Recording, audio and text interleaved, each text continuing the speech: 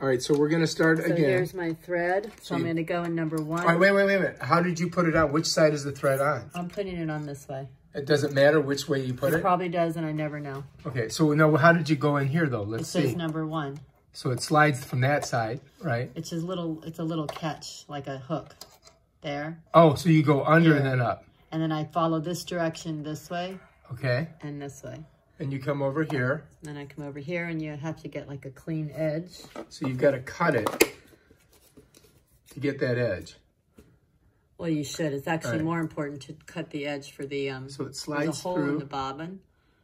In all bobbins, you slide through, finger, wrap it a couple times to get it going.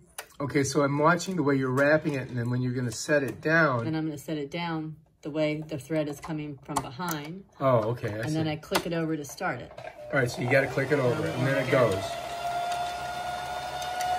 And as you can see, it's rolling on. There's the line.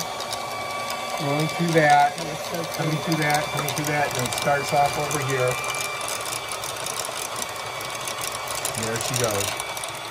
Let's get a better look over here.